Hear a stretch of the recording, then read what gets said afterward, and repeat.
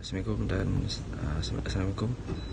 Saya Muhammad Arif Rushdi bin Abdul Rashid, matrik number 260710. So saya akan terangkan tentang pengenalan kebebasan mengeluarkan pendapat atau freedom of expression. Sentiasa menjadi pendapatan penting apabila dibelenggu persoalan berhubung bentuk tuntutan dan kebebasan yang diperlukan bagi kesejahteraan manusia.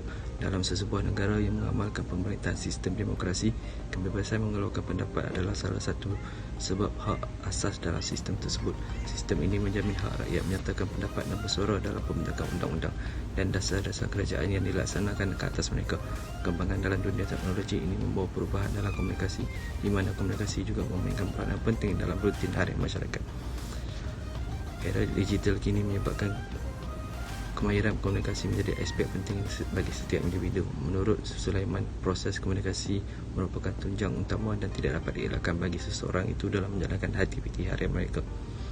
Malaysia mengamalkan kebebasan bersuara menyatakan pendapat sebagai satu asas utama dalam masyarakat demokratik. Namun begitu, masih terdapat kawalan dalam kebebasan bersuara seperti yang termaktub dalam Perkara 10/2, di mana Parlimen boleh mengubah undang-undang untuk menghadkan kebebasan bersuara atas sebab-sebab keselamatan negara dan ketenteraman awam. Media sosial menjadi satu medium bagi netizen untuk menyuarakan pendapat atau pandangan. Lagi-lagi kehadiran berita dalam talian memudahkan netizen untuk memberikan reaksi atau pendapat dari pelbagai perspektif. Hal ini kerana berita dalam talian menyampaikan isu-isu terkini lebih pantas berbanding akhbar cetak. Dengan wujudnya ruang komen di setiap laman rasmi badan berita seperti berita harian online, memudahkan lagi netizen untuk menyuarakan pendapat mereka. Hal ini boleh membawa ancaman kepada keamanan negara jika kebebasan bersuara disalahguna. Sekian, terima kasih. Okey, Assalamualaikum warahmatullahi wabarakatuh. Saya Azizah binti Jaafar, nama matrik 260573. Saya akan menerangkan tentang isu berkaitan dengan Undang-Undang Komunikasi. Kajian ini memfokuskan kepada 602 komen netizen dari 28 November hingga 5 Disember 2018 di berita harian online. Sebanyak 602 komen di setiap berita dalam tempoh tersebut telah dianalisis dianalisis bagi kaedah analisis kandungan. Bagi kaedah temu bual mendalam pula 3 informasi dari bidang kepakaran telah ditemu bual kes Muhammad Adik di mahkamah. Bilangan komen negatif lebih banyak berbanding dengan komen positif, jelas menebati bahawa netizen berani menyuarakan pandangan mereka melalui komen di berita harian online. Dengan menggunakan perkataan-perkataan yang negatif, jelas didapati bahawa komen negatif lebih banyak dari komen positif dan tiada kaitan. Komen negatif merupakan satu tindakan yang menjatuhkan air muka sesuatu pihak yang mengandungi aspek seperti sindiran, penghinaan dan hasutan. Komen bentuk sindiran maksudnya ditujukan kepada seseorang atau sesuatu pihak dengan tidak disebutkan secara tepat tetapi dikiaskan atau diibaratkan dengan perkara lain. Namun begitu, pihak yang disindir atau ditumpukan kebiasaan faham maksud komen yang ingin disampaikan. Hal ini jelas dapat dilihat dalam isu Muhammad Adik. Isu ini bertentangan norma kehidupan masyarakat berbilang kaum di negara ini. Netizen menyindir sesuatu pihak terutama kaum India dalam isu dengan menggunakan perkataan-perkataan yang menyindir. Ini juga mampu menghujukkan kemarahan masyarakat kaum tersebut dan boleh membawa kepada perselisihan faham. Komen bentuk penghinaan ini boleh membangkitkan marah dan sakit hati bagi orang yang diperkatakan itu. Hal ini dikatakan kerana kebanyakan netizen menghina kaum tersebut dengan menggunakan perkataan-perkataan yang menghina. Bukan sahaja kaum India dihinakan, malah pihak berkuasa seperti PDRM juga dihinakan dengan menyatakan bahawa pihak tersebut biar dan tidak menjalankan tugasnya dengan adil. Secara keseluruhan dapat dirumuskan bahawa komen-komen netizen memberi impak dan kesan kepada masyarakat dan negara. Hal ini dikatakan kerana pandangan atau pendapat yang netizen memberikan dalam bentuk komen boleh menyebabkan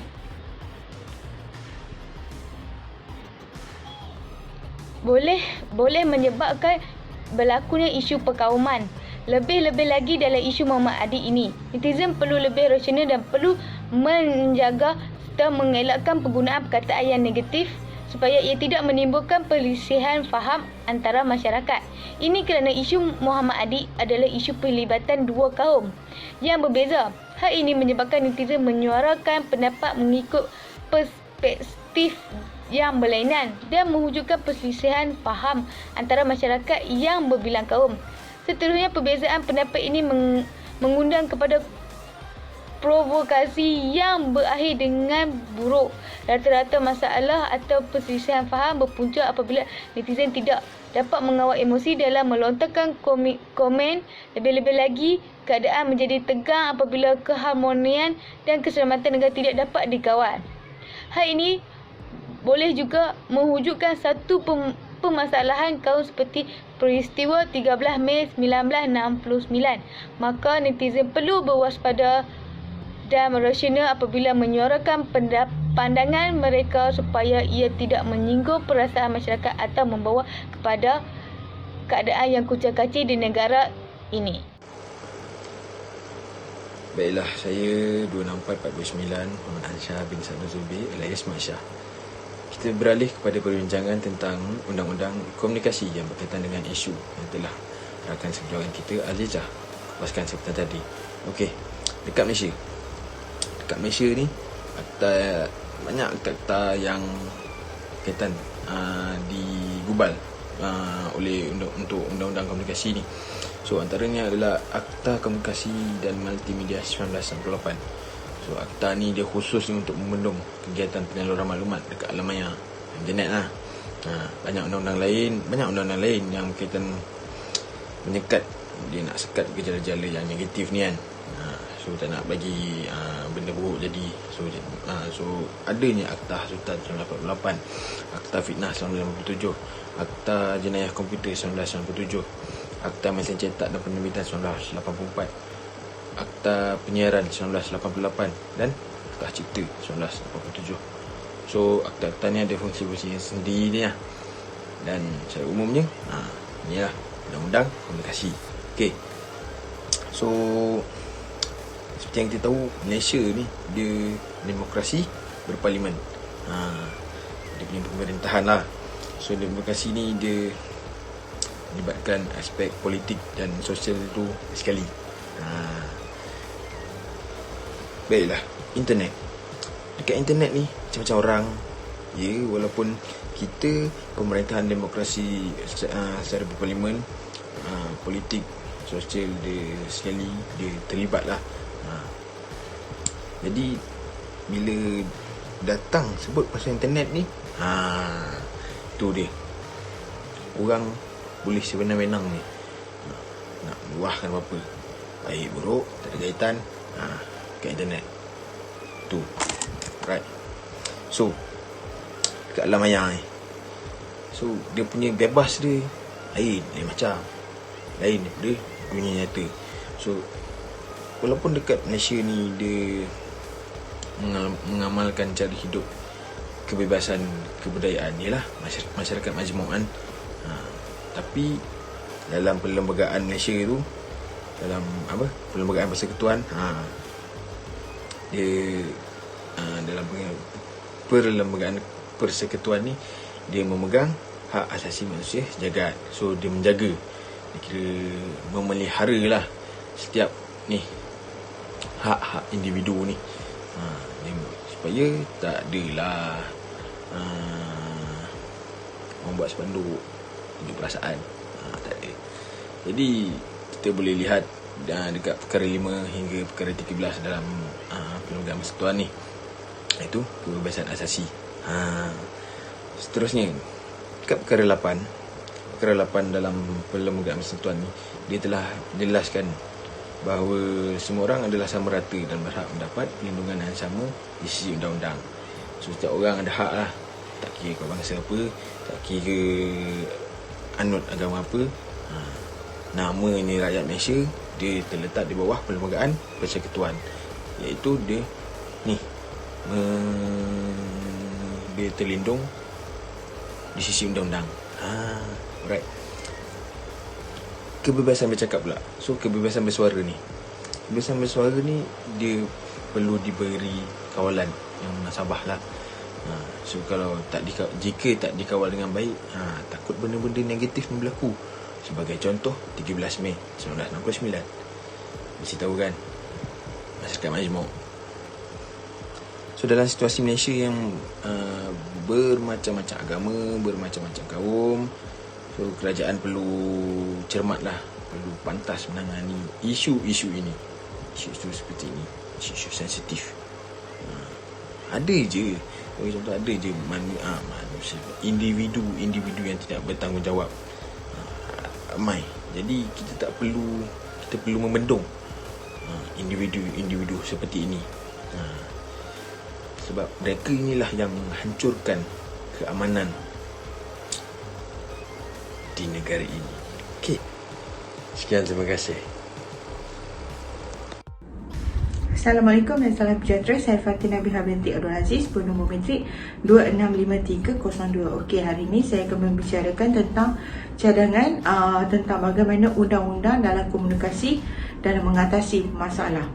Okey, seperti sedia maklum, pihak Suruhanjaya Komunikasi dan Multimedia Malaysia, iaitu MCMC, mampu memadam dan mengambil tindakan terhadap setiap kandungan yang diberikan oleh individu yang tidak bertanggungjawab di dalam media sosial. Perkara tersebut dilihat yang menyebabkan mencetuskan provokasi antara kaum.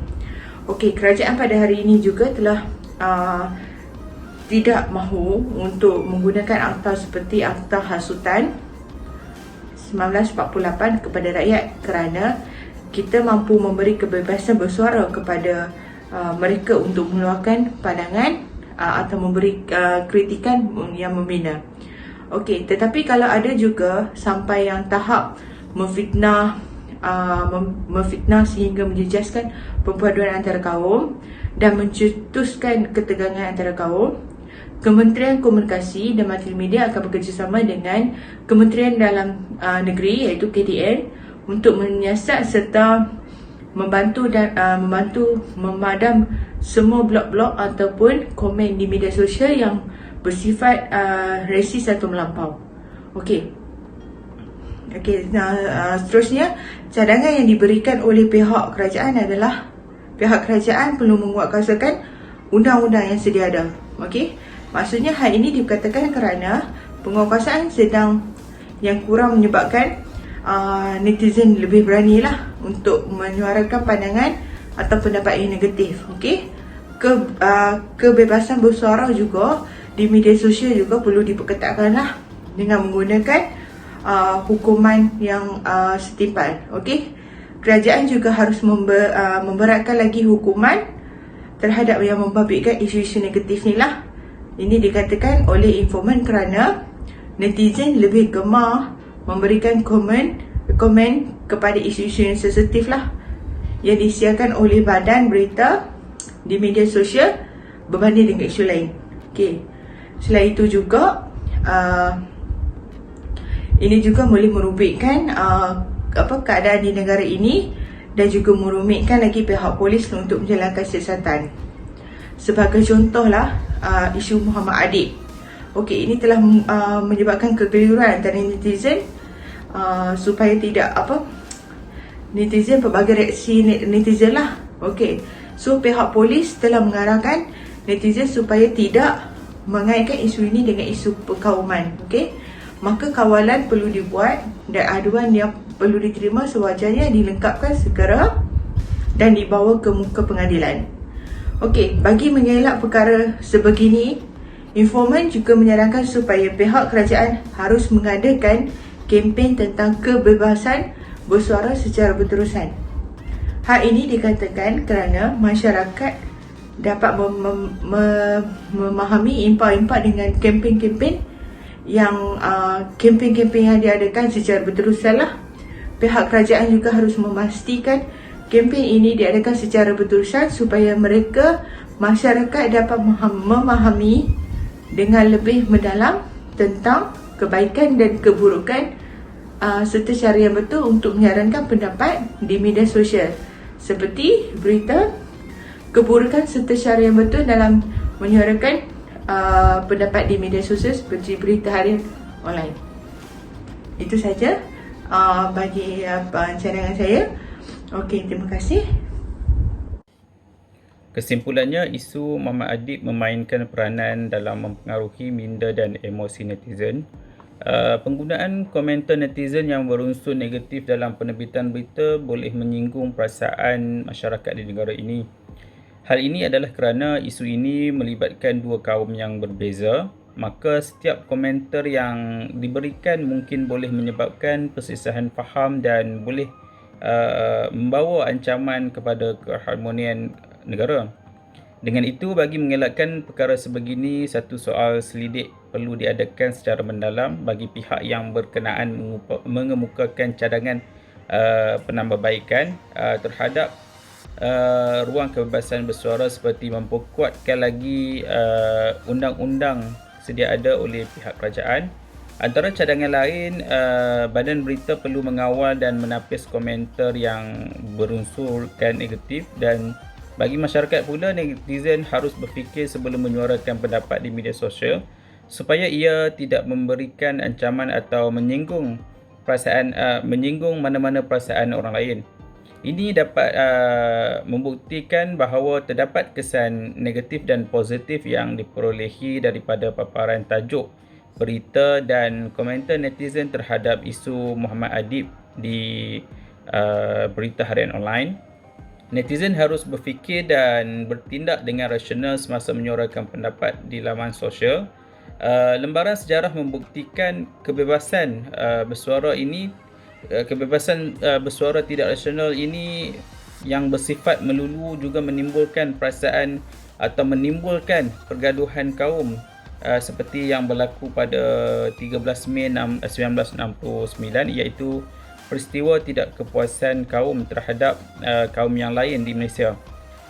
Menurut Ahmad Zahiruddin 2015, kebebasan ini boleh menimbulkan pergaduhan dan huru-hara di negara ini.